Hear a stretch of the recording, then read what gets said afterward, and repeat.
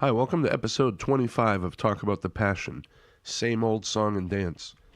My guest today is my friend Mike Lucantonio. Mike and I have known each other for 40-something years.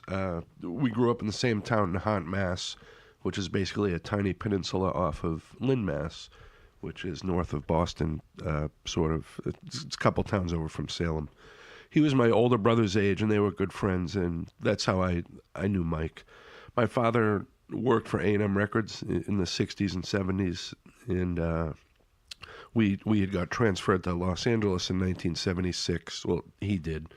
And so we moved out there, and then, sort of as an aside too, my first baseball games I saw as a kid were Dodgers games out there, so that's sort of how I came to love that team, which some people may know.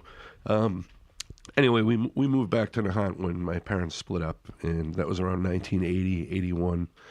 And after years with sort of a steady diet of Kiss, Led Zeppelin, Styx, and Foghat and that kind of stuff, we started getting into more new stuff like the Police, B-52s, Joe Jackson, Devo, the Clash, that kind of stuff. And, a few years later, I'd immerse myself in punk and hardcore, and sometimes I wonder if my parents had stayed together and we remained in LA, how I would have turned out. Would I have made my way to this, music that ended up defining me for so many years. Am I rambling? I think I might be. So enough about me. Mike came out here to sit down and talk, and it was awesome. I felt like, I say this at the beginning of every episode, but Mike is, one of the funniest guys I know, and I guess that just means I know a lot of funny people. We talked for almost an hour and a half and got into, a lot of cool stuff from his time learning guitar, how to play guitar, playing in thrash metal band, Temporary Insanity, as well as his time in Gangrene. Mike's, one of the most down-to-earth, just least pretentious dudes I know, and just like a good guy. And I was psyched he came out and hung out and did this, which is my 25th episode. So a couple more things before we start that. I'm on social media. If you search for Talk About the Passion podcast, you should be able to find me on Facebook, Instagram, Twitter. Same goes for wherever you listen to podcasts. You can find me there on Apple Music, Google Play, and I'm actually on Spotify now too. So if you search for Talk About the Passion podcast, and make sure you add podcast, or else you'll have to listen to that REM song of the same name, which is just a pretty good song. I have an email now, which is talkaboutthep@gmail.com. And if you'd like to set something up or, just say hello, you can use that email. It's talkaboutthep, just the letter P, @gmail.com. And also, I'm going to be in California this November of 2018, and I'm hoping to set some episodes up out there. So if you're out there or know, someone who's out there who'd like to be on here, let me know. I'll be out there at the beginning of November, and yeah. Anyway, here is episode 25, Same Old Song and Dance. You'll find out why it's called that if you listen to the episode, and this was great, and thanks again for listening.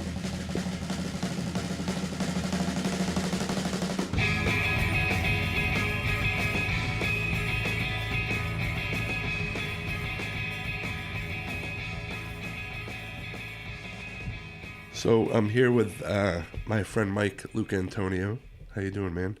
Hey, Chris. Jen. And you're gonna hold the distinction of being the guest I've probably known the longest. All right. Yeah. So you and I both grew up in this town called Nahant, Massachusetts, which is basically like a little peninsula off of Lynn, Mass., which is north of Boston. And in the early 80s, there really wasn't much to do there. Actually, on the contrary. You didn't go into the tunnels with Molotov cocktails and fireworks? Yeah, we did that stuff too. But we were there from, I was born there. Not there, but that's where I lived. And then... Yeah, and I guess, and you went to school with my older brother. And then when I was 6, we moved to California. I came back in 1980, and then that's sort of when you came back into the picture. You and my brother became friends, and I think you were part of these, but they would do these things where him and my cousin Chris Maletti and a couple other guys would do sort of these lip sync like concerts in the basement where they would have like I fake you might don't not have been remember. part of I those. don't. I wasn't part of that circle. Yeah. So I think you were the guy that actually played a real guitar. So that was. Well, that's why I wasn't in the circle. Yeah, I was exactly. in my own closet at home, Yeah. just weaving back and forth, playing guitar. Yeah. I'm So a that's driver. So when I met you, that was my first memories. Is I watched these guys do these silly lip sync contest things that we would have in the basement to like Leonard Skinner and Zeppelin and whatever. I wish I had known about it. I think I would have been pretty good at it. But so that had early, my kiss down for sure. Yeah. So that early on in Nahant, where there was no stores there aside from like pizza and a couple convenience stores, how did you find music like that young out there? Well, I found music actually from your brother. Yeah. But let me back up a little more. Actually, I got to say, do you remember Mike Buongiorno? Mm-hmm. Yeah. Pretty much Mike Buongiorno and Gene Simmons ruined my life. Yeah. Not literally, of course, Right. but Yeah. Mike Buongiorno, he was into Kiss before I was. Yeah. He's the one who introduced me to Kiss. Right. And he bought a guitar first. Yeah. Actually, no, I don't think he bought it first. There was like 4 guys that started playing guitar. I was like the last one in the group. Yeah. I think the first one was Stephen Beneke. Do you remember the Benekes? Mm-hmm. Kevin Beneke. was in my grade Mm-hmm. with Jeff, of course. And I think Stephen was the one kind of started it. He was certainly the best out of everybody when when I first got my head wrapped around, hey, I want to play guitar. Right. And Mike Buongiorno had one. I think Michael Caravage had one. Yeah. Robbie Doyle. A few other people. Names. I'm gonna suck with anybody who's listening to this. I apologize because I suck with names. I'm not gonna remember shit. And Jeff was my brother. For Jeff, the listeners, he was the kid. Yeah, okay, I remember him. No. So Mike Buongiorno got me into Kiss. Yeah. He got me into playing guitar. Yeah. And then and now I'm exploring these different styles of music. There's Kiss, but I know there's other things. Yeah. And I go over to Jeff's house, your house. Yeah. And I walk into your room, and there's a million records. And this is when cassettes and recording records kind of started. Yeah. I guess growing. Well, maybe not entirely, but in my world. Yeah. I wanted to buy records. Right. But I discovered cassettes, and hey, I can record. Right. So when I walked into your brother's room, I said, cha-ching! Oh, I want to record everything. Yeah, exactly. Every single. I used to do the same. Too. I literally, the first time I went in, I'm like, I want from here to there. Yeah. And just bring it home. And he's like, no, hold on. It gave me like an allotment of just these 5. Maybe 2 or 3 records at a time. Yeah. But slowly, I ended up recording a good part of what would be construed as my collection from him within a few years. Yeah. Pretty much all of my Led Zeppelin, most of my Aerosmith, AC/DC, Back in Black. Yeah. I didn't actually buy that CD until probably 5 years ago. Right. Or I shouldn't say the CD, but right. the pre-recorded presentation of it from the record company as distributed to the consumer. Yeah. Because I had just pretty much copied it. Right. From your brother. Yeah. Thank you, Jeff. So yeah, I got a lot of my music from Jeff. Okay. And then started going off into other directions as got older, got into high school, and Jeff and I didn't go to the same high school. We went to different high schools. Okay, you didn't go to Swampscott. You went to no. I think my grade was the second to last grade to by default go to Lynn. Oh, right. And then all the kids started going to Swampscott. Yeah. That's where I ended up going. So and he did. So, and then when did you start playing with bands and that kind of thing?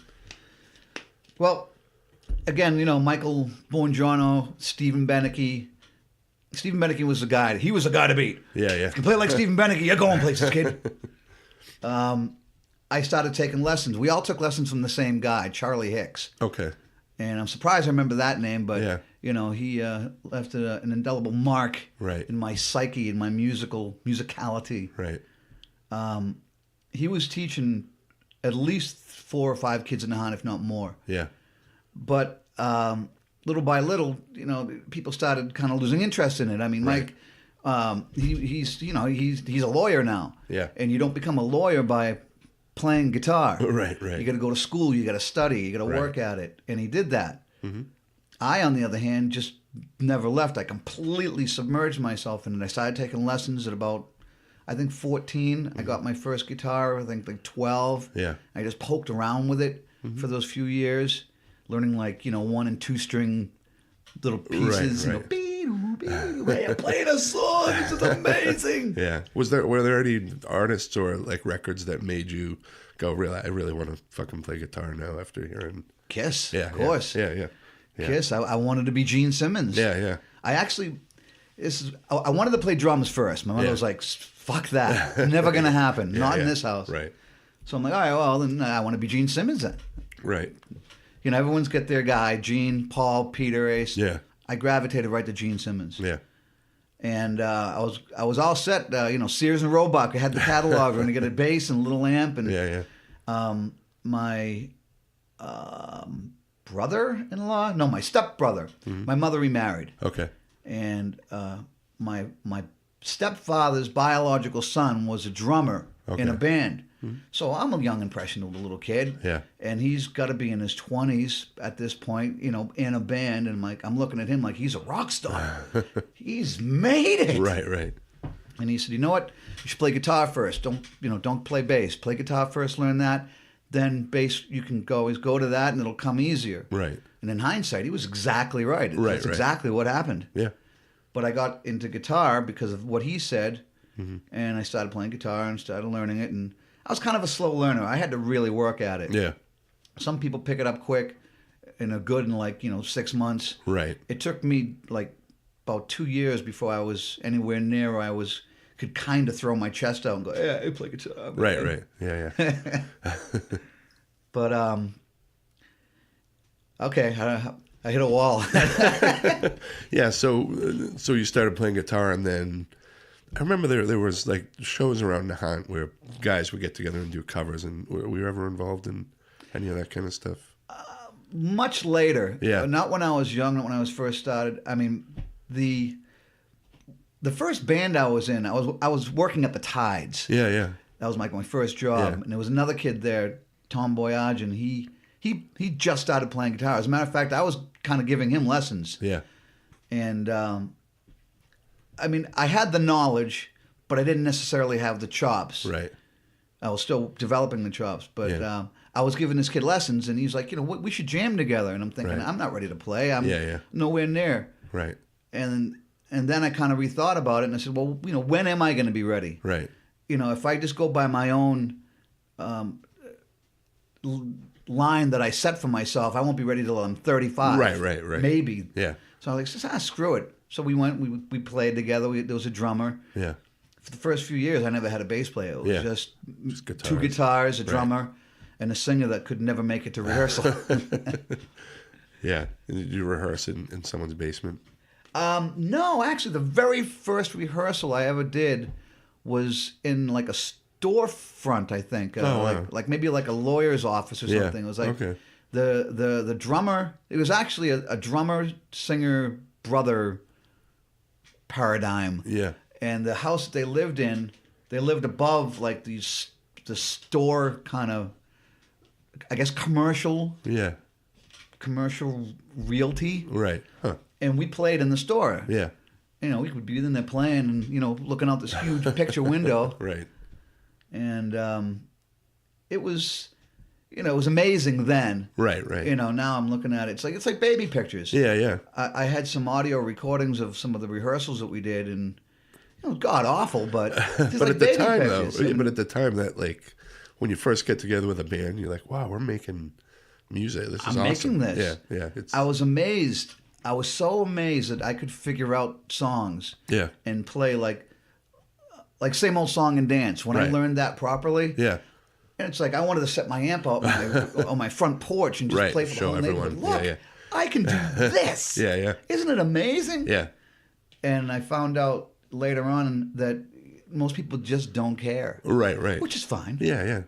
But I'm people not- like us do. I'm like, Yeah. dude, Lucantonio can play Stormbringer by Deep Purple, or On and On by Michael Schenker Group. My big thing in high school was, hey Luke, do Spirit of the Radio. That was like my big claim to fame because I could play that. Yeah. I remember being at many parties, there'd be a guitar there or something. I heard that many. Hey Luke, do Spirit of the Radio. Okay. Do you remember your first concert that you went to? Yes, I do. Yeah. And it's another Mike Bongiorno special. Yeah. It was Kansas and Mahogany Rush. Oh, nice. Where was that? The Garden? Boston Garden. Yeah. And I was scared. Yeah. Because I heard, you hear all kinds of crazy stories. Right. Drugs and beatings and fireworks and rapes and right. Certainly, none of that happened. I smelled a lot of pot. Yeah. But nothing else. At least that I saw, anyways. Yeah.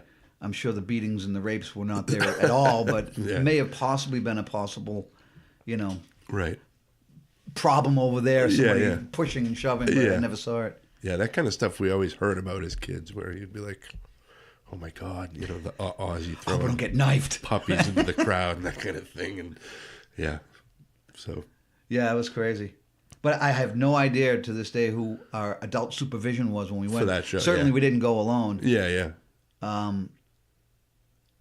And did you venture to did that sort of get you into wanting to go to more shows after that? Oh, absolutely. Yeah.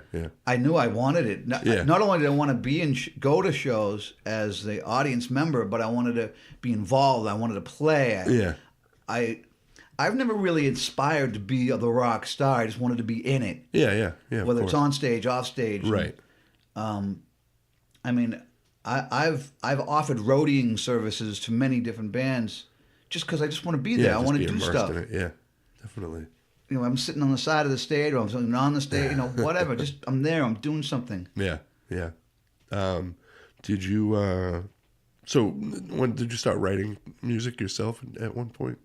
I wrote riffs. I made up music. I don't want to say I wrote songs.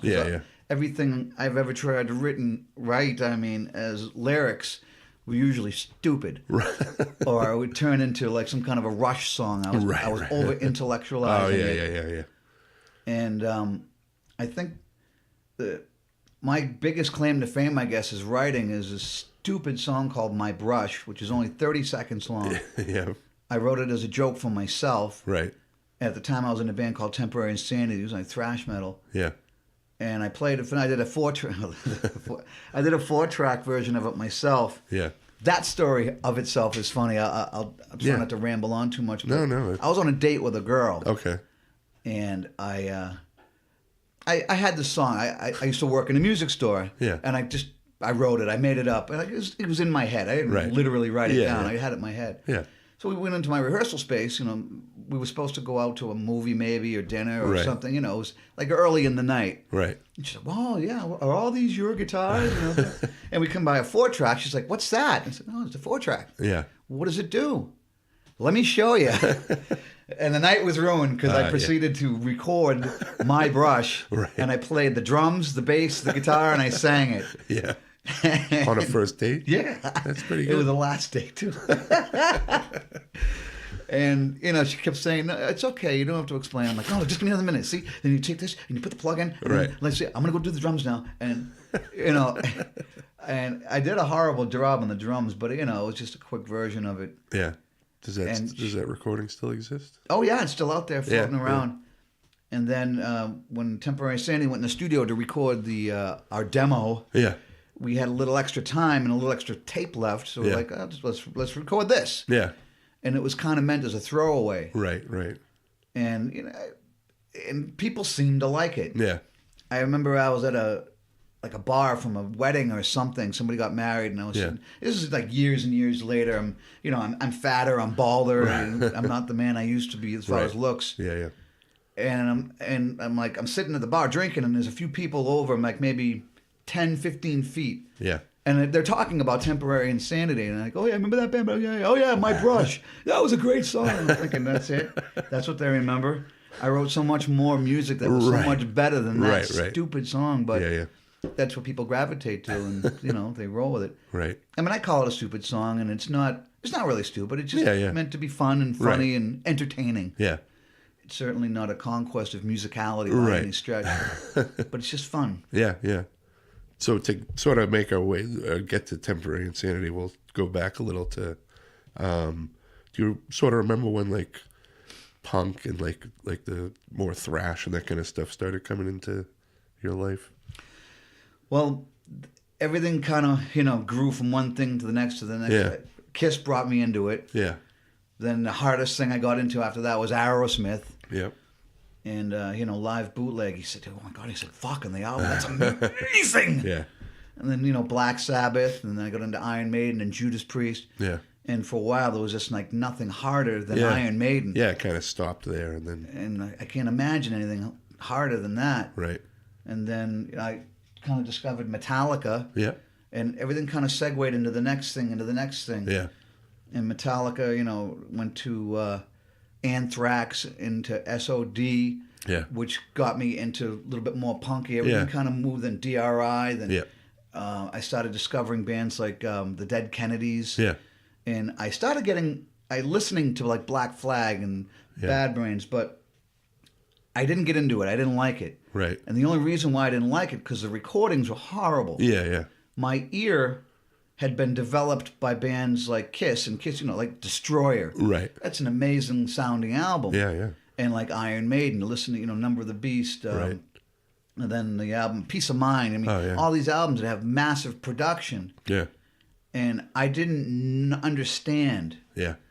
My ears were developed to listen to that polished drums and that polished, and everything's mixed together. Yeah. And you listen to like Black Flag, this is fucking god awful. Yeah, I know. I can't listen to this. Yeah. But I wasn't listening to the song. Right. I was listening to the production. Yeah, yeah, of course. And in hindsight, I'm angry about myself. Everything I love now, I hated then. Right, right. First time I heard the Sex Pistols, I'm like, they suck. Yeah. Ramones, I'm like, this is god awful. This is Right. terrible. Frank Zappa, forget it. This is god. I mean, I love all that stuff now. Yeah, yeah. But particularly with the punk stuff, I'm like, I'm 30 years too late. Yeah. Like, I love Black Flag and Bad Brains, Fear, Flipper. Yeah, yeah. Local stuff, Jerry's Kids. Yeah, and, and it's just I'm almost angry at myself that I deprived myself of Right. such a cool thing that was going on yeah, yeah. So at the time. So did you go to any punk shows back then? Not as much as I would have liked. Yeah, yeah. I hate to admit it, but Anthrax was the one that crossed me over into it. Yeah, yeah. I went to see it. The first time I ever saw slam dancing and stage diving was at an Anthrax show at Paradise. Oh yeah, I was at that. I had no idea. Yeah.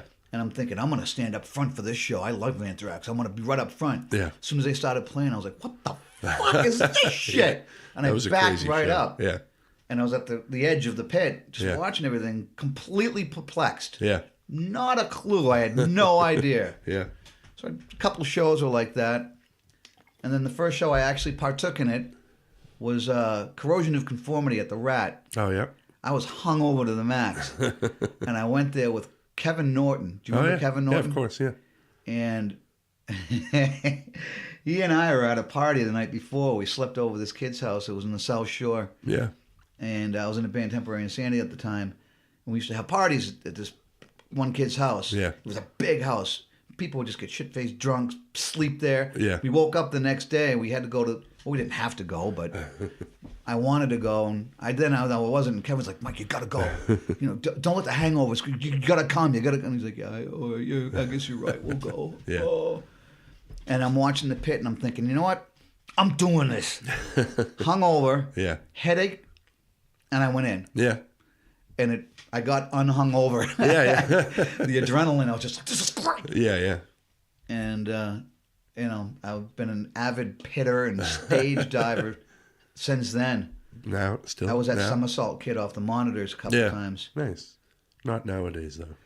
No. Well, no. A couple times I've been to shows. My wife's like, don't do it. Don't do it. She can see it in my eyes. Yeah, yeah.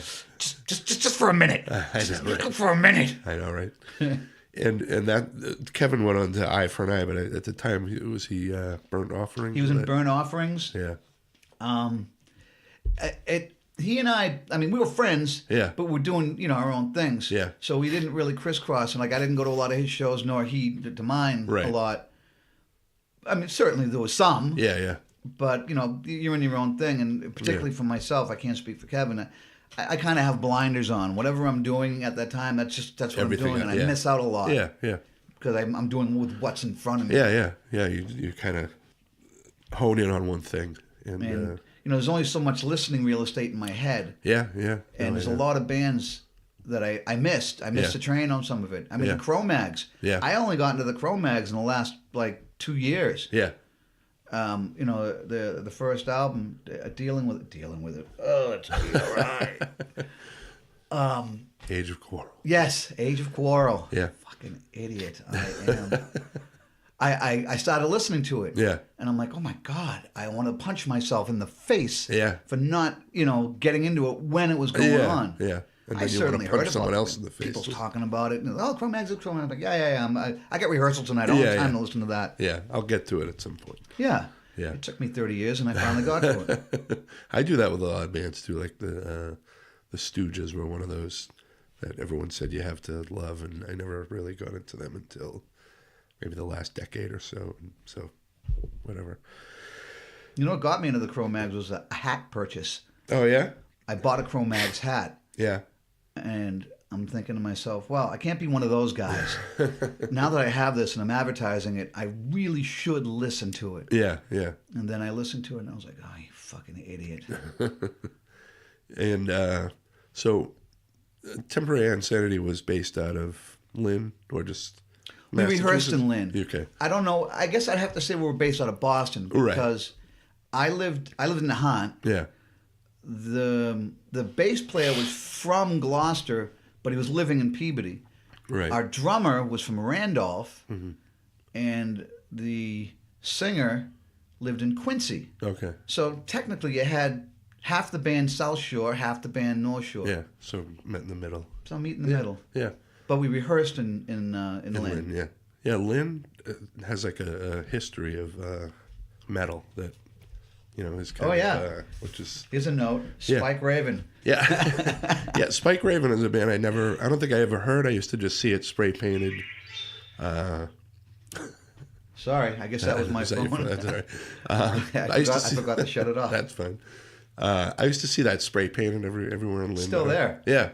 I don't know what street it is, but it's still blasting through in Lynn. Nice. On the train tracks. Yeah. Yeah, I put a... Only Living Witness sticker on a stop sign and that was you? Yeah, in like 1994 or something in Swampscott, and it's still there. But yeah, so Spike Raven was sort of the first Lynn metal band that people hear about, and then there was a bunch of different musicians and bands from there. Like, so were you kind of immersed in that with those people, or When I before Temporary Insanity was a band, I met the drummer. I went to Berkeley for a year and a half. Okay. And that's where I met the drummer. Literally, first day of class, I'm walking into a jazz school, and there's a kid there wearing an Iron Maiden shirt. I'm like, I'm going to sit next to him. Yeah. Sat down, like, what do you play? What do you like? What do you do? And we decided to play together. And the only rehearsal space that I even really knew about was within Lynn. Yeah. And Spike Raven was in there. Okay. So I remember I used to go in there before I even went to Berkeley would go in there and just kind of, I was a hang-around kid. Yeah. Hey, can I come in and watch you guys rehearse, please? Yeah. Yeah, sure. Just sit there and shut up. Right. All right. And I remember I came down with Randy, the drummer from Temporary Insanity, and we got a room next to Spike Raven. Nice. And I remember the first time Randy and I were playing together, the whole band came in, were just watching us because Randy was absolutely smoking player. Yeah. Like, still to this day, like one of the best drummers I've ever played with. Yeah. And, I'm no Yngwie Malmsteen, but I'm not too bad. Yeah, of course. So Randy and I, were playing, and like the whole band, Spike Raven, they're peering in our door. Right. And I'm playing, and I'm cut my head down, but my peripheral vision is at full strength. Yeah. Yeah. And I can see them all looking in, and they're looking more at Randy, of course, and myself. Yeah. But they were just amazed, and I'm thinking, oh boy, this is gonna be great. And it morphed into a pretty happening thing, the whole Temporary Insanity thing. Yeah. But certainly Spike Raven, they were, I guess as a local entity of what can be accomplished. showed me that I can get this room, we can get these amps and put on a show and think about things. It was they were a learning experience. Yeah. Wasn't necessarily my cup of tea musically per se. Right. I was much into the harder edge thing. They were what more kind of Judas stuff? Priesty. Okay. Yeah. I was going to ask what kind of metal they were. I mean, it was good. For what it was, but it Right. wasn't necessarily where I wanted to be. Right. I was shooting, Iron Maiden, Metallica, Right. Anthrax, and SOD was a huge thing that made the turnaround. Speed, fast. Oh yeah. Quick, stupid song. That's where the song "My Brush" came from. Yeah. Yeah. I just wrote this stupid 30-second song. That would have fit on Speak English. Exactly. I listened to that record just yesterday at work and turned it down when one of our techs came in because he may have taken exception to that particular title song. But anyway, we'll move on past that.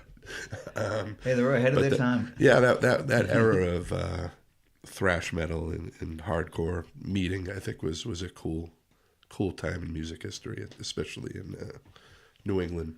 I just wish it didn't take me so long to get into the punk thing. Yeah.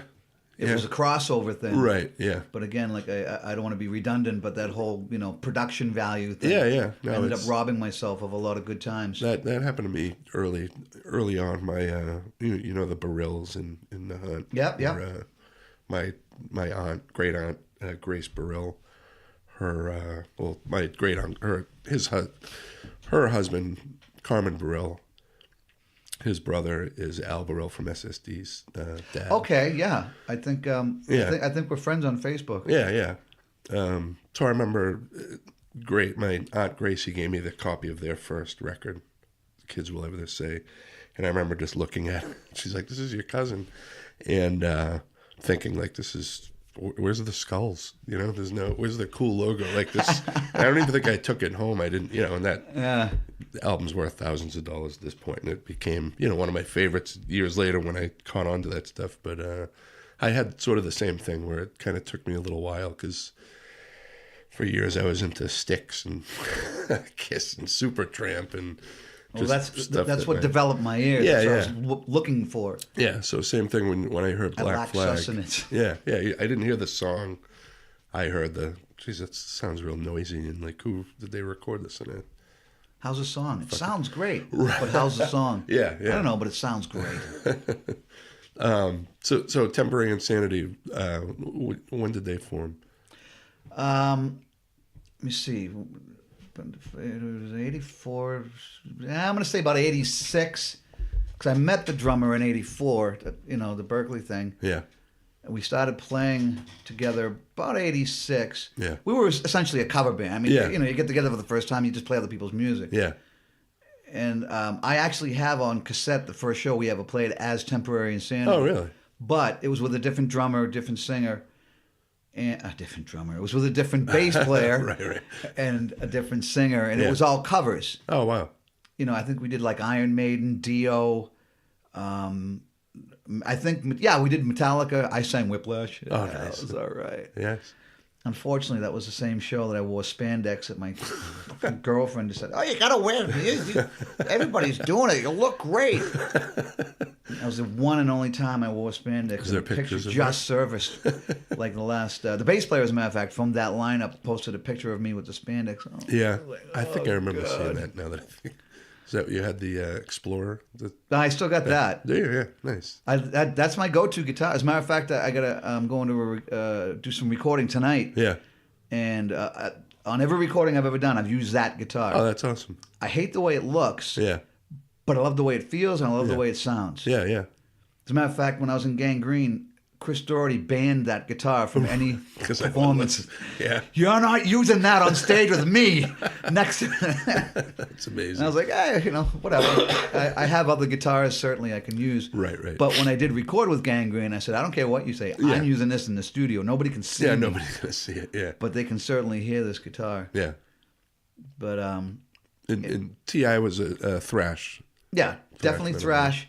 We got a little punky here and there. Yeah. I mean, we covered the Crumb Suckers. Yeah. We covered Men Without Hats. Ramones. Yeah. I saw Men you, Without Hats. I saw you guys at celebrations with Wargasm, and I remember you. And I hadn't seen you in years, and that was sort of before the internet or anything. And my brother and I went to see Wargasm, and we go, and there you are, because we didn't know that you were in this. You know, we probably had lost touch with you at that point, and so yeah, it's Mike Lucantonio, and you guys did that, yeah, the safety mosh. You know, as you say it, I'm vaguely remembering that. Yeah. Remember, I drank a lot of alcohol, not so much drugs. Right. Yeah. You know, certainly a little bit of powdery things, very minimal. Right. No pot, because it just completely ruined me. Yeah. But I drank an awful lot of. Yeah. So there's a lot of those shows are kind of a little cloudy. But as Right. you're saying, I'm like, oh yeah. Yeah. I kind of remember that now. And who else was in that band? You got Glenn Rice. Rice. How did you guys hook up with him? Oh, this is a good one. He was the first time that time when I saw you guys, I was pretty scared of him. He's a pretty big guy. I was the opposite. I wasn't scared of him. As a matter of fact, the reason why we met him is because I think it was Slayer. Yeah. I could be wrong, but it was at the Channel. Yeah. And I was stage diving excessively. Yeah. At this one particular show. Naturally, he's the biggest guy. Yeah. So I was gravitating to him. Yeah. I dove on him probably like literally 5, 6, 7 times maybe. Yeah. And finally he grabbed me. He grabbed me and spun me around in the pit and threw me, and I wiped out probably another 5 or 6 guys. Yeah. And brought him down because he was so pissed. Yeah. Well, I can understand, you know. Yeah, yeah. I was a pain in the ass. I'm still a pain in the ass. But you know, when you're on the stage and you're about to dive, you're looking around. Oh, there you go. That's my spot. Yeah, and he yeah, was of in my course. spot all Yeah. the time.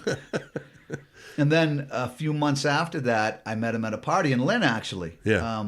there was this kind of, I don't know what you want to call it, pretty boy band. You know, like Poison. Yeah.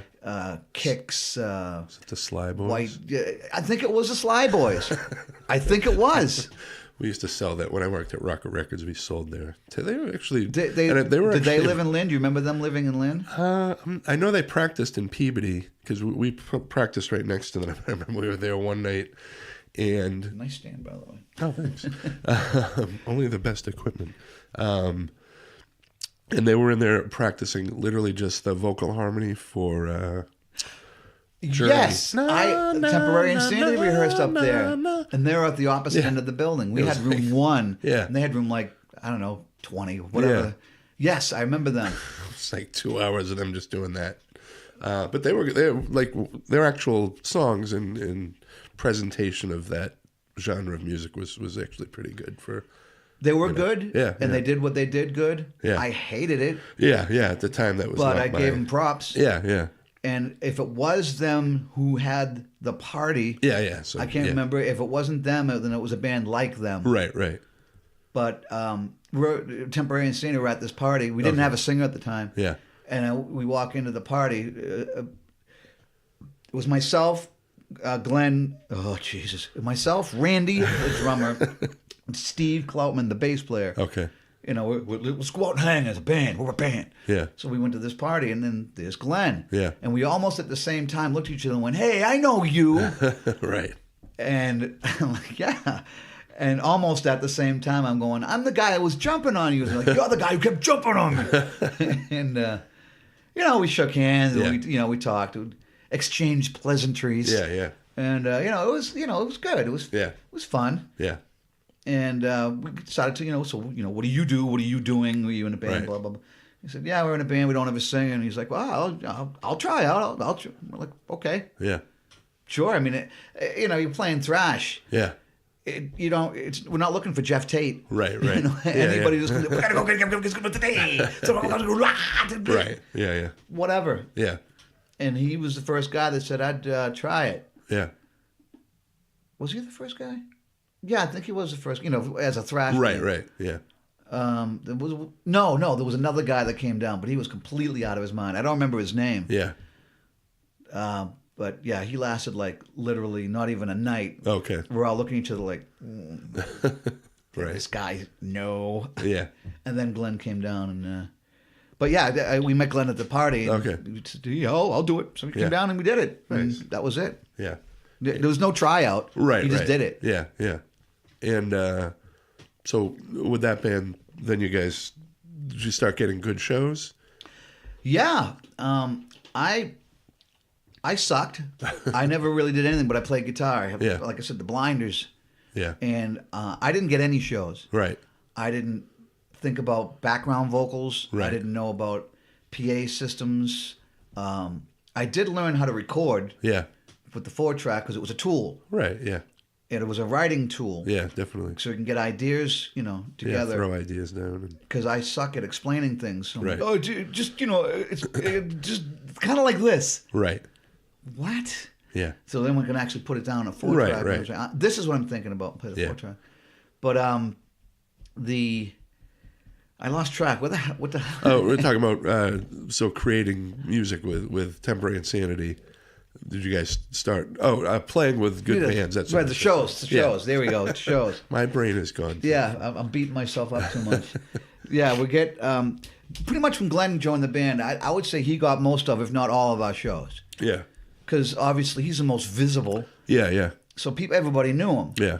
And when he came into the band, I wasn't even thinking that. Yeah, I was just thinking, can this guy sing or not? Right. I didn't care if he was big or small. He could have been, 3 feet tall and weigh 400 pounds. I wouldn't care. If can you do the job? Yeah.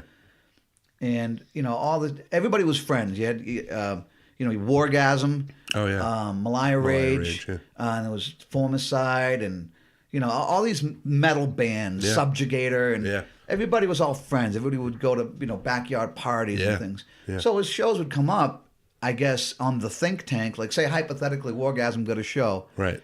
All right, well, who's going to play before us? And they would, pick these bands that were all friends and same genre. Yeah. I never asked, how do we get that? Glenn would, or somebody would say, oh, we're playing at the Channel next week with Wargasm and Dusty Top Hat and Formicide. Oh, yeah, Dusty Top Hat, yeah. I'm like, okay. Right. I didn't care. I was just like, oh okay. Yeah. I wasn't thinking ahead. I was just thinking, I gotta play. I gotta play Yeah. faster. I gotta learn this song. I'm a good just guitar. Yeah. So the shows just kind of got like handed to us, so to speak. Yeah. Did you guys open for any huge bands or anything? We opened for Guar. Oh yeah, nice. That was a life-changing experience for me. I'll tell you. Yeah. Did you know of them before? I had no idea who they were or what they were about. Glenn got that show. He came down. He's like, "Oh, we're gonna open for Guar," and I'm like, "Yeah, whatever." Right. Who were they? Yeah.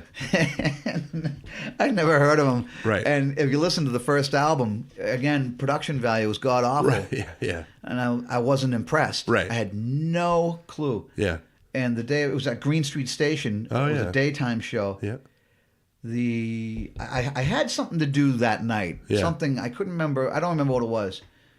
And I was kind of a jerk about it. I was like, yeah, whatever, we'll play this. I get this other thing going on. Yeah. I'm just going to go in, play, and I'm out and, Right. Being a jerk. And we drove up, and I got out, and I'm like, oh, these props. I'm like, oh my God. Yeah. What is this about? I think I'm gonna stick around and see what happens.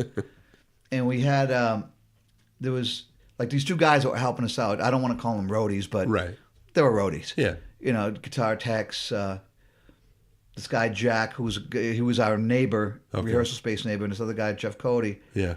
And the three of us, after T.I., we did our set, and then Guar got up. The three of us, we stood there at this edge of the pit, so to speak, and just watched the whole show, literally jaw just almost standing in a pool of drool, or just couldn't believe what we were seeing. Yeah. That anybody could pull off this amount of theatrics in such a shithole. Yeah, that tiny club. And it was amazing. Yeah. And then I was totally, wrapped into it after that. And I'm moving ahead a little bit into the story. Yeah, you had a story about them later on. I had set up an audition, actually. I was going to go into that. Yeah. That version of the band that I saw, the guitar player, I think it was Flatus Maximus, was the character, I believe. But his real name was Dewey something or other. Right. A couple of years later, we see him I went to every show after that whenever we were in town. Yeah. And I was talking to that guy out in the parking lot. And, they remembered us. Yeah. And I can't remember exactly what was said word for word verbatim, but something like, I'm out of there. This is like my last show. It's my last tour. I was like, really? You got a replacement? And he's like, no, I don't know. They don't even know yet. Right. I'm like, really? I'd be interested. Yeah. He's like, all right. And he wrote down some numbers. Yeah. And he said, well, after this, wait till this time and, call this and tell them. And I did all that. Yeah. And well, long story short on all that, I had an audition set up. Yeah. But I had to go to jail. Oh, jeez. So I missed my audition. Well, that sucks. Yeah, DWI or OUI. Yeah. Whatever acronym works for you. We can use either one. Yeah. But Yeah. it was now I lost track again.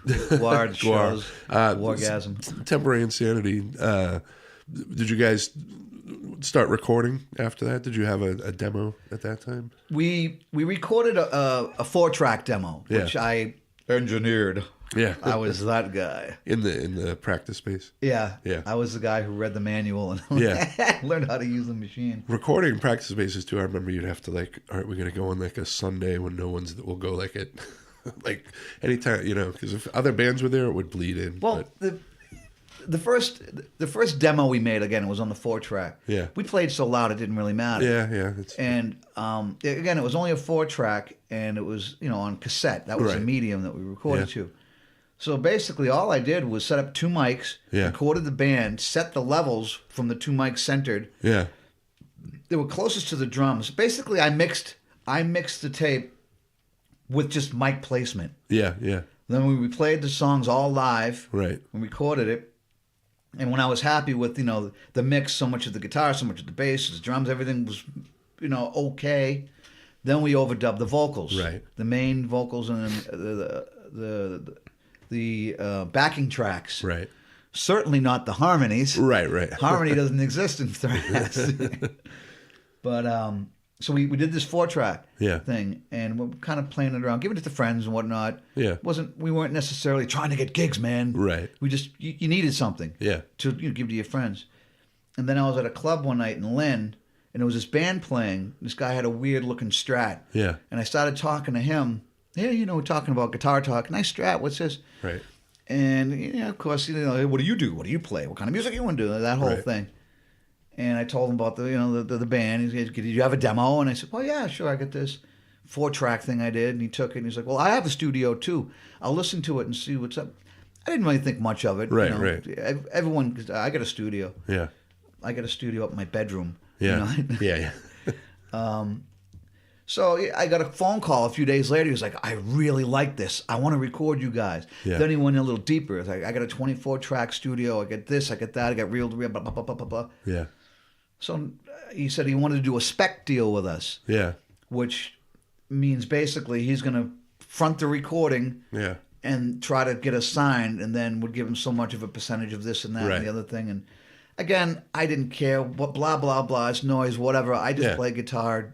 Yeah, we want to record. Yeah, of course. And 24 tracks is certainly better than 4. Yeah. And I'm sure if you have that many tracks, you know how to use it a lot better than I know how to use my 4. Right, of course. So we went in with him, and then we recorded what is now known as sort of the official TI demo. Right. It was a 5-song thing. Yeah. But in actuality, it wasn't really 5 songs. It was just really 3. Right. And then 2 stupid songs. Okay. One of which was My Brush. My Brush, yeah. And there was another, even stupider, even shorter, Yeah. called Commuters. Okay. I think that was like maybe 15 seconds, 20 seconds. And what was that like recording for the first time in like a we studio? were all, well, I can't say we were all, I was nervous as hell. Yeah. Because, we were actually in a studio my first time, seeing a board that big and all, look like you're on a Starship Enterprise. Right. In the cockpit, and just like equipment everywhere. Yeah. And I'm like, oh my God, I gotta be on my game. Yeah. And one of the solos in DSH, the very end of it was a mistake. Oh, really? And I was so pissed off at myself. And then I listened to it, the playback, and it was like, that sounds good. That sounds great. Yeah. It was a great mistake. Yeah. That happens. But it was. We did this recording. Yeah. And then we were shopping. I again, blinders on. I wasn't following. I wasn't following up with it. Right. I just figured it would happen. Somebody's going to knock on our door someday, give us contracts, we sign them. and now we're on the road with Nuclear Assault or Metallica or whatever. Needless to say, that didn't happen. Right. Yeah. Although I did give Dan Luckler a copy of the 4-track in the parking lot at the channel, thinking, he'll listen to it, he'll like it. Right. We can open shows for him. Never got a phone call, although I found him on Facebook. Yeah. Like, just a few years ago, and I wrote, "Hey, did you ever listen to that tape?" Did he write back? No. That's funny. Never. I guess he doesn't like it. You can't please everybody. Maybe it's right? still in his to listen to pile. Hey, when you're on the road like that, you get so many cassettes. Oh yeah. I mean, when I was on the road with even GangGreen, I was like the hired gun. Nobody knows who I am. Right. I still got a stockpile of cassettes, most of which I just looked at them. Usually when I got them, I was drunk. And I'm like, right. Yeah, I'll definitely check this. I'll give it to my manager as soon as he's out of sight. I was like, right. Gone. Yeah, Trash. on the road, you're going to carry a bunch of tapes around with you. So how long did T.I. stay together? Let's see. We were together. We broke up. Yeah. I'm going to say late 91, early 92 was probably our last show. Okay. I was still bouncing. I was bouncing back and forth between Gangrene and Temporary Insanity. Yeah. And Gangrene and Temporary Insanity both kind of ended about the same time. Okay. Neither had to do with the other, of course. Yeah. But Temporary Insanity just things got weird. Yeah. Okay. Nobody hated each other. It just musically, we're starting to branch off into different directions. Yeah. The drummer was getting more, I guess, darker, doomier. Okay. Yeah, he was in. He went to Grief for a while. Yeah. Yep. If you listen to Grief music and you listen to T.I., it's completely opposite. Ends completely different. Yeah. I started to get more funky. Actually, I wanted to play less fast. Yeah. I wanted to play more groove. I started to listen to like the Red Hot Chili Peppers. Oh yeah. Whom I basically hate. Yeah. Because I don't like Anthony Kiedis' voice. Yeah. But I love Fleas playing. Oh yeah. I just watched a recent show of them, a live thing from. It was from this year, and I was same thing where like I've always had sort of a love-hate relationship with him because he's just annoying, but as a band musically, they always have a kick-ass guitar player and Flea and Chad as a rhythm section or I started to gravitate to that kind of funk. Yeah. And that was that era, probably would have been like early '90s when that whatever that was. I don't even know the name of them. Mother's Milk, I think it was. Yeah, I think that's the album that came out that kind of made me go, hey, yeah, I want to get funky, funky. Yeah, and I'd be playing stuff for Randy, and he's like, eh, yeah, and Randy plays stuff for me. I'm like, eh, right. So Randy, he was also involved in Disrupt. Oh, all right. Actually, at the point where Temporary Insanity was breaking up, Randy was starting to gravitate to Disrupt. Okay. He was in Disrupt first. Yeah. And then I wasn't in the circle. Right. So I don't know what happened when it went from Disrupt to Grief. Yeah, yeah. In actuality, I was in Grief for a while. Oh, really? Oh, I didn't know that. For like a month. Okay. I'm jumping all over. No, that's fine. Yeah.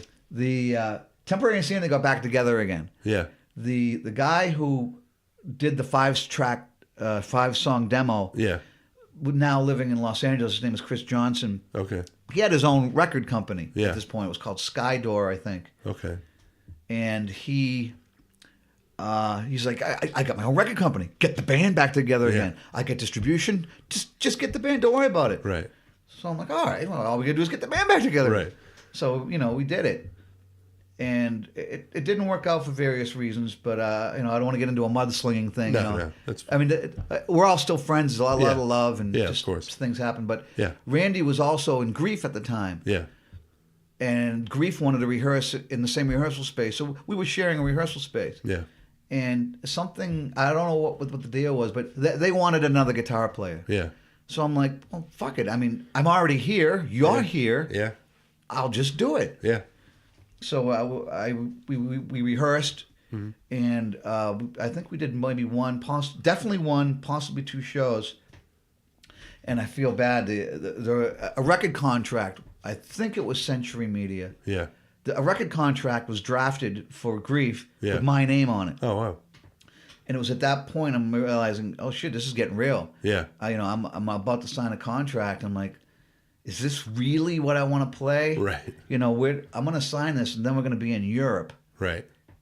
And I'm thinking, I know in my heart it's not really what drives me. Yeah. Yeah. And I thought it would be unfair to myself, but more unfair to them. Yeah. Of course. To be the pain in the ass. Right. That isn't 100% into now it. we've already signed it. We're legally bound to things. And then all of a sudden I'm like, you know what? I don't want to do it anymore. Yeah. But I've already signed the contract. So I'm Right. like, it was a hard decision for me to make. Of course. Yeah. But I didn't. They were pissed. They were pissed at me for many years. Yeah. But I hope they realize that ultimately, in the end, I did them a favor because it would have got even more hairy Right. if I had signed it. Yeah. And then we did do these tours. And you were just and not then- 100% there. That's not. Yeah. Yeah. It's like, in situations like that, you really got to be kind of all or nothing. Yeah. Definitely. Because you're literally kind of signing your life away to a degree. Yeah, and when you're on, it's a team, with the other band members, and so if you have one guy that's not there 100%, it's not going to. I mean, I loved all the guys. Yeah, of We course. all had a great time playing. Yeah. I'm still friendly with them. Yeah. Some of them are not necessarily friendly with each other today. Yeah. And again, Yeah. I won't Yeah. get into Yeah, any of I've heard that. that. But I never had a problem with them. Yeah. Well, actually, I did have one problem with them. They broke one of my mics once, but whatever. I got over that quickly. They probably broke the mic after I said, "Oh, I can't sign the contract." You fucking asshole. To go backwards a little, so you were in Gangrene. So how did that happen? Tony Nichols. Yeah. He's the guitar player from Malaya Rage. He was in Gangrene. And I don't know what the deal was per se. I think he was just a part-time filler himself. Yeah. Or I don't know if he was ever like, I'm in the band. But Right. He was in the band. Yeah. And he wanted to get out and do his own thing, Malaya Rage. Yeah. And I came onto the scene with Temporary Insanity. This is before we were. I think this is before we even had a guitar player. Before we even had a singer. Yeah. And we became friends with Malaya. I'm a fucking idiot. We became friends with Maniac, who later turned into Wargasm. Yeah. And we were hanging out at the shows and stuff, and we had a recording of our music, but there was no vocals on it. Yeah. So I assume that Tony heard it and saw that I wasn't too shabby. Right. And he said, "Hey, would you be interested in doing something with Gangrene?" I was like, Yeah. "Of course. I'm not doing anything with Temporary Insanity." And again, I'm pretty sure it was before Glenn. But I tried. I went to audition. Yeah. I didn't make it. Right. I was really green. I had really no experience. Right. I could play good. Yeah. And I had that gay guitar that Chris hated. Yeah.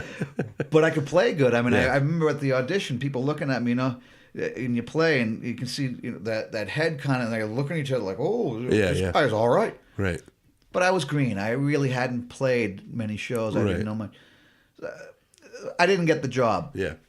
And the guy who came in after me, or who would have been Fritz, I think. Yeah, Fritz. Yep. And again, I suck with names. I can't remember Yeah. names. Fritz. And he got the slot. Yeah. So in the time that Fritz was a guitar player till I came in, eventually, Yeah. Temporary Insanity, we're playing. Yeah. I'm getting shows, and I'm getting my feet wet. I'm getting the experience that I needed that I lacked before. Yeah, of course. So now, fast forward a few years, Fritz is leaving or kicked out, whatever. I don't know what the story is. I think he left. Yeah. I don't know the reason. Family, whatever, Right. career. He wanted to be an engineer, whatever. I don't know. It doesn't matter. It's moot, really. Right. He left. Yeah. And then they contacted me again and said, "Would you be interested in trying out again?" Mm-hmm. So obviously, my name was still on the board. Yeah. And they probably figured it's been a couple of years. They know I've been playing out. Right. So I went down. I auditioned again. We played, and come down again, and we just kept rehearsing. And then finally, I'm like, "So, what are we doing? Is Right, this? right. Am I still auditioning? Am I in the Right. band?" Yeah. And Chris is just like, shut up. You just play. You're in the band. Yeah. Oh, all right. You could have told me. Right. I got things going on at home. Right. Right. Yeah. Yeah. But so and it was cool. I went down. I was a little starstruck the second time around because they had Josh Pape. Yeah. I don't know if I'm pronouncing his name properly, but Right. he was in DRI. Yeah, yeah. And apparently him coming out of that wasn't really great. Right. And again, I don't know that story either, but right. apparently there's some kind of bad blood, something, whatever. Okay. I don't know. Right. But I remember the first rehearsal or audition, Yeah. there's Josh. I'm like, that's the guy from DRI. Right. And I was like, I kept a cool exterior, but inside I was like, whoa, that guy. Yeah, yeah.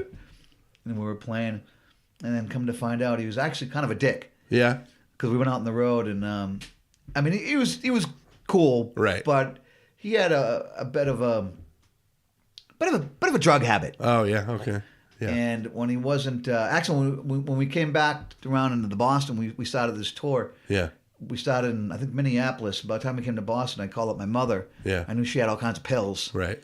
Because she was a mess. Yeah. I'm sure she had Percocet. Right, right. And some other things. I don't know Yeah. what it was, but Right. I had called her up and said, "Hey, Ma, you think you can put together a little package for me for A care this guy?" package. Because when he was high, he was great. Right. But when he wasn't high, he was kind of a douchebag. Right, right. So I got a little pill package. Yeah, yeah. I don't know what it was, and that kept him fed for a For while. a couple of days, yeah. But it was definitely fun. Yeah, yeah. But You toured around the United States? Did you tour Europe? I did 2 tours with them. The first one was in the United States, support for social distortion. Oh, wow. And then the second one was in Europe. We were headlining. It was called the Last Call Tour. Yeah. It was supposedly the ideology behind it was Chris's last tour. He wanted to be more of the married guy. Yeah, yeah. Do the family thing and the Yeah. the career thing. Right. And obviously that didn't really work out because Gangrene's still together Yeah, today. yeah, they're still playing. It was quite a revolving door of people coming and going, going and coming. And you got in that lineup that you were in, did you guys have Brian from Jerry's Kids on drums? Yes. Metzger? The first tour we had Brian. Yeah. And Brian is a smoking drummer. Yeah, because I was into like Iron Maiden and Rush and that kind of thing, and then I got into hardcore. Drummers had these 3-piece, 4-piece sets, and then when I saw Jerry's Kids and saw Brian Metzger and heard him, I was like, oh my God, who's this fucking guy? And he had like a mullet. He'd wear those like sweatsuit jackets or whatever, and but he was. Yeah, he was a kooky card. Yeah, yeah, he was. I mean, we got along great. Never had any problems with him. If anything, I probably bothered him. But he was a phenomenal player, great to work with. Yeah. He remember everything. I'd say, okay, we're going to do blah, blah, blah, blah, blah. Okay, let's go. Yeah. And he'd have it. Nice. Sometimes I think really quick. Right. I think better than I can talk. My mouth doesn't keep up. Yeah. Brian was really, really good. Yeah, he was the drummer for the first tour. Yeah. And then I don't know what happened again. Right, right. I never really got the stories on the things I probably Yeah, should that have kind of could have, stuff, but right. again, blinders. Yeah, yeah. Whatever. After the U.S. tour, he left. Yeah. I don't think he was kicked out. Right, right. I think maybe it was some kind of a family thing. His family did some kind of billiards. Oh, yeah. Something. I think they owned a facility, a billiards place, and whatever. I don't know what the story is. He left. Right. Yeah. And then Walter Gustafson. Yeah. That guy. Yeah. I fucking love Walter. Yeah. He is a barrel of fun. Yeah. We had so much fun, and he's a great drummer. Walter's a little bit more kind of like Keith Moon. Oh, yeah. Old He's like school really kind like, of- I mean, he's great. Yeah. He's fantastic. Brian Besker's a little more like sort of like Neil Peart. Yeah. He's a little bit more, fine-tuned, precise. Yeah. He does the same thing all the time, the same way. And Right. Walter, they're both fantastic drummers. Yeah, of course. But I had more fun with Walter than I did with Brian. Yeah. And that was the headlining tour with Walter. No, actually, you know what? I'm screwing it up. No, actually, Brian was the drummer for both tours, actually. Yes. Yeah. He was the drummer for both tours. Yeah. After the European tour, we did U.S. first, Yeah. and we did Europe. After Europe was done, then there was some kind of change around. Right, okay. And then Brian exited. Yeah. And then Walter came in. Yeah. And we didn't do anything really to brag about after the Europe thing. Right. We played a lot locally. Yeah. And there was some talk about possibly going to Japan. Yeah. But it never manifested itself. Yeah.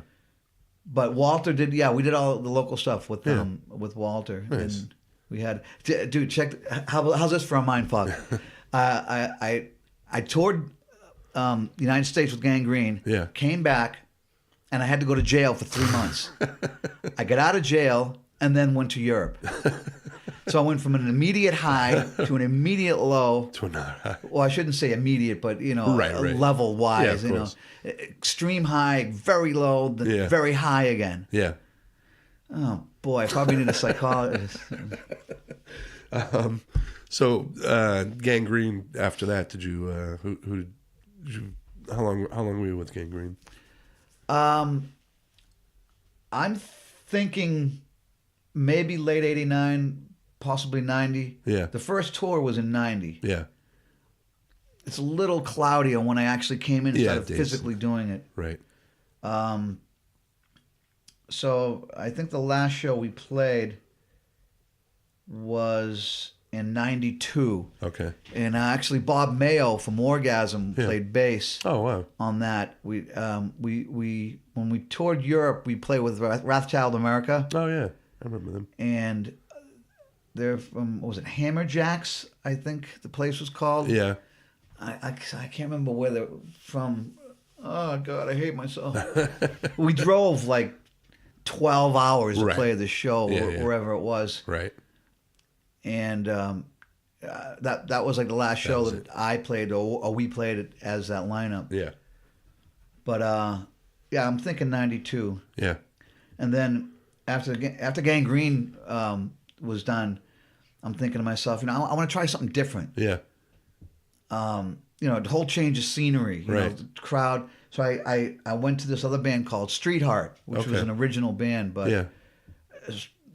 the antithesis of hardcore. Yeah. Yeah. It was like it was kind of bordering, kind of like White Lion Kicks kind of Oh really? thing. Okay. Except I wouldn't dress that way. Yeah. And I remember the first couple shows we were playing, we go to the show, like, what are you wearing tonight? I'm like, this. Yeah. Look at me. This is really? Yeah, right. I'm like, yeah. I'll play this stuff, but you're not going to dress me. Yeah, This is what it is. Yeah. And I just wanted to try something different. Yeah. And I'd seen plenty of mohawks and piercings and tattoos. Yeah. At that point. Now I want to see the hairspray in the '80s and that whole kind of clientele, so Right. to speak. Yeah. And yeah, I just wanted to try something different musically too. Yeah. Yeah. And it's funny, Agnostic Front, I'm kind of segueing a little bit. That's right. Agnostic Front played actually a huge role in some of my life decisions. Yeah. And that being when I was with this band Street Heart. Okay. I went to Agnostic Front show up in, I think it was Salisbury. Yeah. And I'm in the crowd and I'm watching them. And I'm standing there thinking, I got to make a change. Yeah. Because this is what I want to do. Yeah. And I quit Street Heart after that show. Yeah. Oh, nice. And they weren't happy about it, but Right. Yeah. I mean, it was never I hate you, man. It was Right. They kind of understood. Yeah. Of course.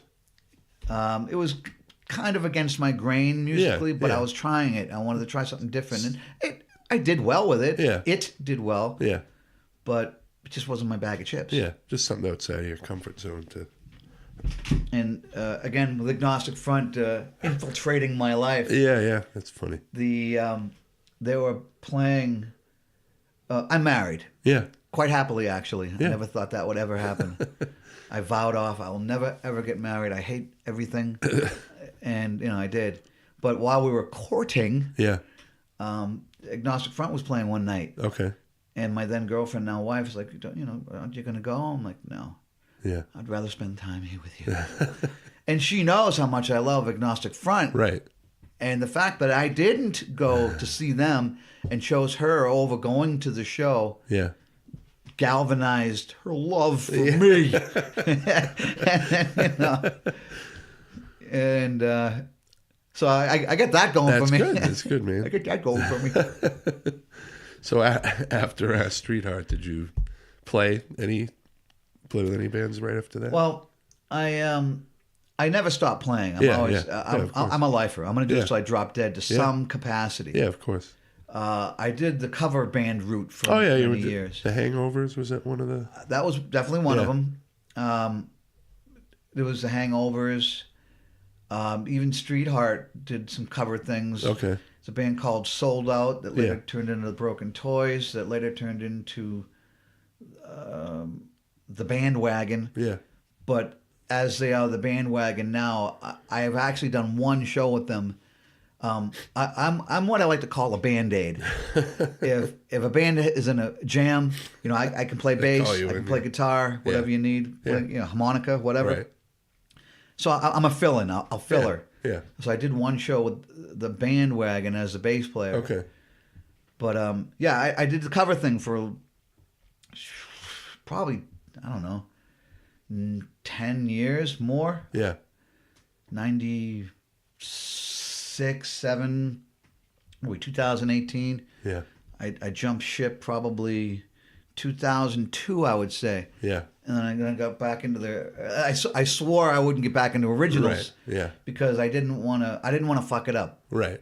For a band. I can't tour anymore. I'm a physical mess. Yeah. I got artificial hip, artificial knee. I'm medically married. Oh God, was flying all over the place. No, it's fine. Man. I had to stop touring. Right. I had a lot of opportunities put my way. Yeah. And I had to say no to. Yeah.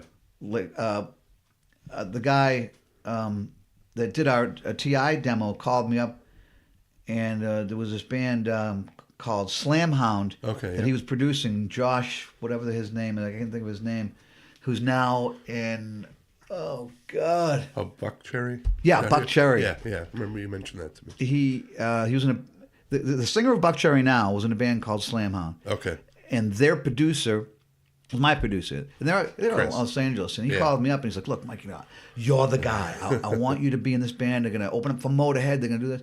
I had just had my hip operated on. Right. I'm literally sitting there, and I can't move. I can't walk. Yeah. He's like, "What? Like, we'll fly you out here. We're gonna do." And I'm like, I can't do it. Yeah. I just can't do it. Right. And then around at the same time, I got another call from Shannon Larkin, who is the drummer now of Godsmack. Yeah. Who was then he was in. I met him in Rat Child America. Okay. And then at the time he called me, he was in Ugly Kid Joe. Yeah. Okay. And they had a problem with the guitar playing. And Shannon and I, we got along wonderfully when we were in Europe together. I mean, we were like, it's kind of like the Toxic Twins. I mean, we were always hanging out and having a good time. And we jammed together during sound checks and stuff. Right. And, when you play with somebody, you get that feeling. It's like, this is it. Yeah. That's the feeling, we had with one another. Yeah. And he called me up and said, "Mike, you're the guy. I want you to come in to, what I just said it, Ugly Kid Joe." Yeah. And again, I'm like, I can't. Right. It's like, just come on, you're going to get better. But it's not even so much that I physically couldn't do it at that moment. But once I did get better, I still have to maintain medical insurance. Yeah. I've amassed close to probably $175,000, if not $200,000 worth of medical procedures. Yeah. And, I can't sleep in the back of a van going from, playing the channel to the living room to, CBGBs. Yeah, of course. And then go in the hospital and spend $50,000 because I need a new ball joint in my hip. Yeah. So, so you wouldn't tour anymore at this point, obviously. And then I can't. I couldn't. Yeah. And, getting out of doing the originals, I didn't want to screw anybody out of a situation. Yeah. Which was kind of almost, I think, the same thing with Grief. Yeah. Which is another thing, because I know, I can't remember what year that was. It might have been just before I had my hip operated on. Yeah. Or it might have been just after. I really don't recall. Right. But I knew I was working. I knew I had some problems. Yeah. And I knew I had to maintain medical insurance. Yeah. So I didn't want to be that guy. Hey, we're opening up for Led Zeppelin. I can't go. Right, I know, right. fucking asshole, you know. Yeah. It almost happened again. I was in after I did the cover band route, Yep. did that whole bag, that whole scene, man, and I got sick of it. I want to say real quick, but I did it for like 10 years, so I guess, didn't. I just wanted to. I wanted to exploit myself. I'm like, I'm good enough. I can make some money at this. Yeah. Because I certainly didn't make any money to brag about with any of the other things I did. Yeah. But it was never about that, really. Yeah. But it's a good way to. I know a lot of people that do that, and it's a good way to make money, and it's also just fun. Well, yeah. I mean, I love to play, and I like to be challenged. Yeah, and it's nice I like to see. Try different things. Yeah, and there's something to be said for playing in front of people like in Cambridge or Boston that want to come and see an original band, and there's something to like people just want to go to a bar and hear songs they're familiar with that and it's a good. I think it's a good to see like live bands doing that is always kind of fun. Well, I now realize, in lieu of everything I have done, Yeah. that I'd rather play for 2 people that like what I'm playing than play for 200 people. Yeah, with their that are just arms on a folded, live sitting there. jukebox. Yeah, of course. Yeah. And if I never heard or played Roadhouse Blues again, although I like to play it on the harmonica, but playing it on bass or guitar, it's just like, forget it. Mustang Sally. Yeah. I'm done. I can't do that stuff anymore. Yeah. Yeah. But I'm in another band now called Guns of Brighton. Yeah. And it's just fun. Yeah, We're having fun. I'm enjoying it, and we'll play in front of 2-3 people. Yeah. Sometimes. Right. We've also played in front of a few hundred, but 2-3 people like this material and they want to see it. Yeah, of course. I've had people come up to me when I was doing the cover thing and say, "You play bass, great." Yeah. And I'm thinking, but I'm the guitar player. or the other way around. Right. They're not paying attention. Yeah. They don't care. It could be anybody just up there. So Guns of Brighton. What is that band about? My partner, musically speaking now, Mark Duchesne. Yeah. It's basically his baby. Yeah. I'm a good tool. Yeah. Whenever I write, I'm my own worst enemy. Yeah. Because I turn it into something. I want to put everything into it. Right. I've been poisoned by Frank Zappa and Rush. Yeah. And I want to just go crazy. Right. It's hard for me to focus. Yeah. Mark Duchesne writes good material. Yeah. He's focused. Yeah. So we work together. I'm kind of like his tool. Yeah. And we have fun. I enjoy what we're doing. Mm-hmm. But actually, I was going to a point. I wanted to. I lost track of it. Yeah. We'll push the Guns of Brighton thing off to the side and back up a little bit in time. With the whole medical original thing. Yeah.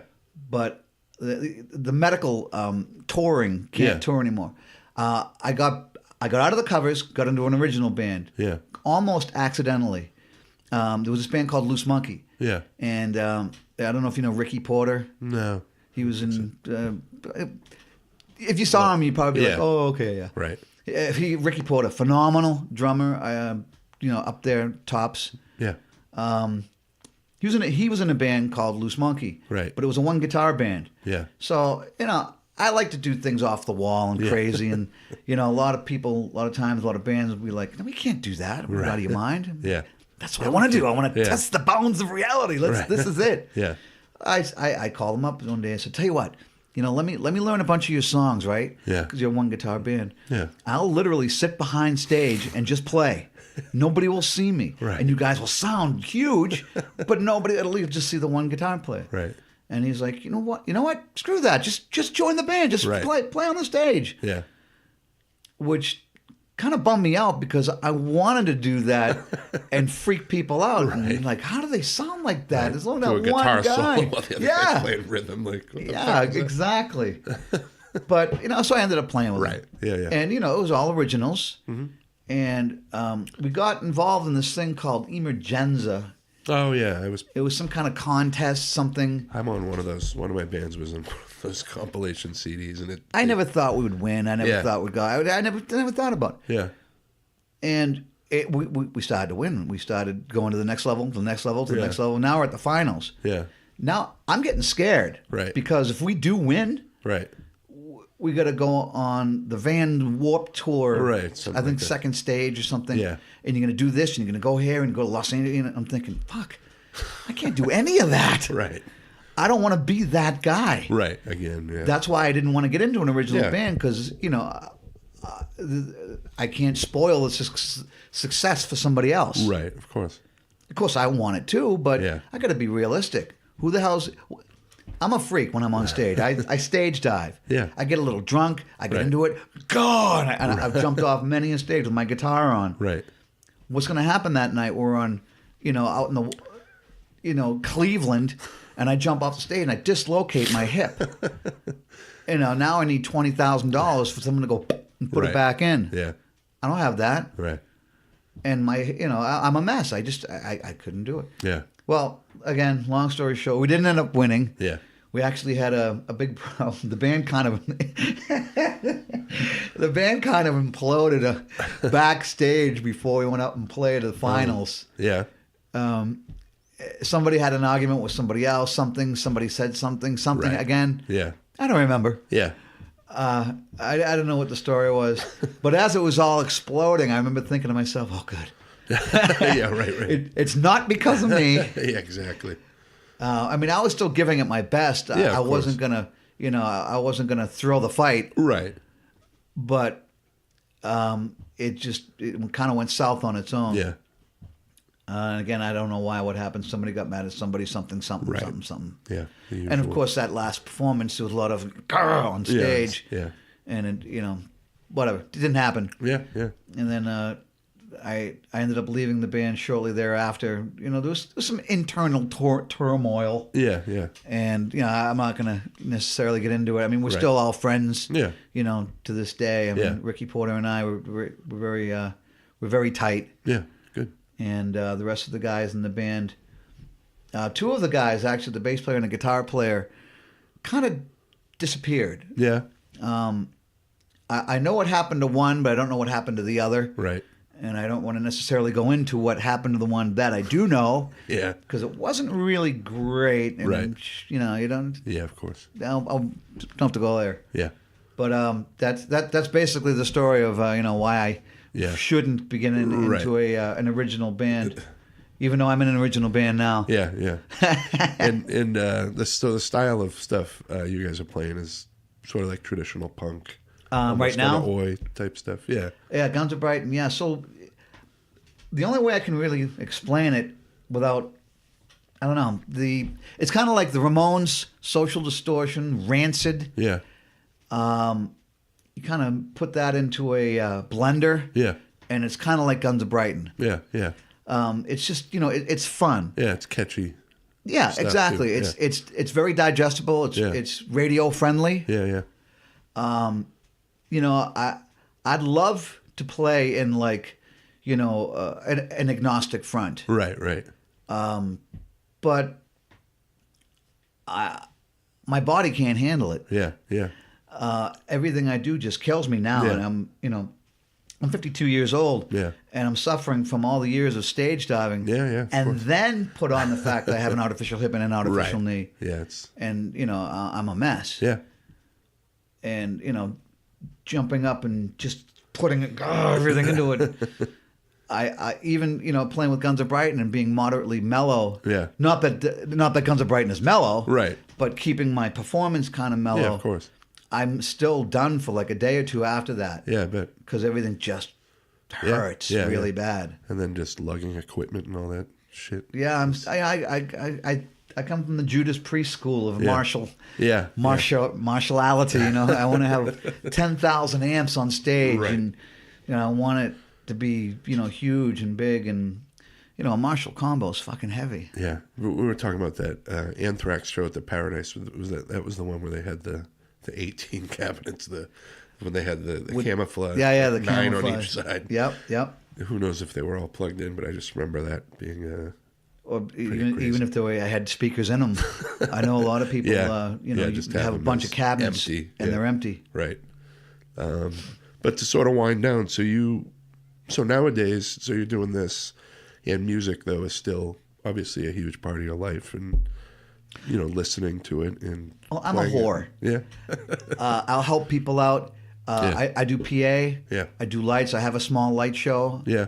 I can, make a small to medium sized room look like a club. Yeah. I got lasers. I got fog. I can do this. I can do lights. I can do that. Yeah. And even that, I'm starting to back off a little bit, particularly with the PA system. Right.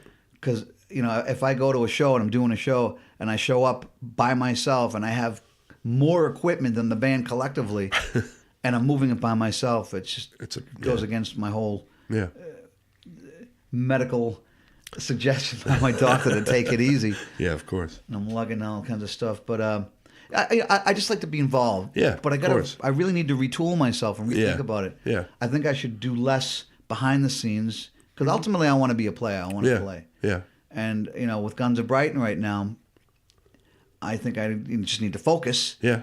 And just focus on playing the music and maybe recording a little bit. Yeah. I got a 32 track system set up. Oh yeah. Where I can record and just modest. Yeah. Yeah. It doesn't look like the Starship Enterprise, but right. I can make some good demos. Yeah, nice. And I guess ultimately I just want to just play and write and I'm not going to sell my lights, but right. I probably should though. I got a storage facility. Yeah. With my rehearsal space, the storage facility is filled with stuff? lights, cables, speakers, right, stands, all that kind of stuff, all kinds of stuff. Yeah. Oh yeah, my wife has a few things in there too. A pair of shoes. Well, that's awesome, man. I'm glad it's still in your blood as much as it was, when I knew you as a kid. And absolutely, it is. It's pretty awesome that I'm a lifer, man. Yeah, that we've known each other now for 40-something years, and you're still like the same guy. I figure the last thing I'm going to do is play a harmonica. Yeah, because at that point I can have all of my equipment in my pocket. Yeah. Actually, I have a harmonica. I have a harmonica in my car. I can do it all the time when I'm in traffic, and I'm. Yeah, and if you're like paralyzed or something, they can put the little head thing on and you can still play. At the very least. As long as you can move. I figure I'll be at nothing but a head on a plate at some point. Everything's going to fall off. Yeah. Put the harmonica in my mouth. Exactly. Well, Austin, man, thanks again for doing this, and it's awesome to see you too. Thanks for having me. Yeah.